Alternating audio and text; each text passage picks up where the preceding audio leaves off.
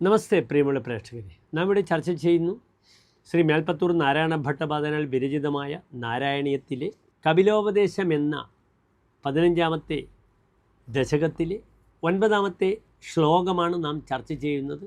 ശ്ലോകം ശ്രദ്ധിക്കുക. ഇതി സുവിദിതവേദ്യാം ദേവഹേ ദേവഹൂതിം കൃതനുതിമനുഗൃഹ്യ ത്വം ഗതോ യോഗിസംഘൈഃ വിമലമതിരധാസൗ ഭക്തിയോഗേന മുക്താ ത്വമപി ജനഹിതാർത്ഥം വർത്തസേ പ്രാഗുദീച്യാം. ശ്ലോകത്തിൻ്റെ പദച്ഛേദം ശ്രദ്ധിക്കുക.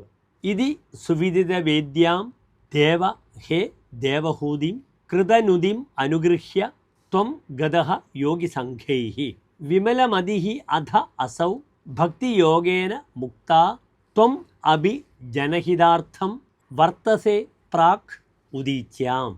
അടുത്തതായി പ്രസ്തുത ശ്ലോകത്തിൻ്റെ അന്വയം ശ്രദ്ധിക്കുക. ഹേ ദേവ ഇതി സുവിദിത വേദ്യാം ദേവഹൂതിം കൃതനുതിം അനുഗൃഹ്യ ത്വം യോഗിസംഘൈഃ ഗതഃ അഥ വിമലമതിഃ അസൗ ഭക്തിയോഗേന മുക്താ ത്വം അഭി ജനഹിതാർത്ഥം ഉദീച്യാം പ്രാക് വർത്തസേ. ഇനി പ്രസ്തുത ശ്ലോകത്തിൻ്റെ സാരാംശം ശ്രദ്ധിക്കുക. ഇപ്രകാരം അറിയേണ്ടതെല്ലാം വേണ്ടതുപോലെ അറിഞ്ഞ ദേവഹൂതിയെ അനുഗ്രഹിച്ച് അങ്ങ് യോഗിമാരോടൊത്തു പോയി. ശുദ്ധചിത്തയായ ദേവഹൂതി ഭക്തിയോഗത്തിലൂടെ മുക്തിയെ പ്രാപിക്കുകയും ചെയ്തു. അലയോ ദേവ, ലോകഹിതത്തിനായിക്കൊണ്ട് അങ്ങ് ഈശാനകോണിൽ വസിക്കുകയും ചെയ്യുന്നു. നമസ്തേ.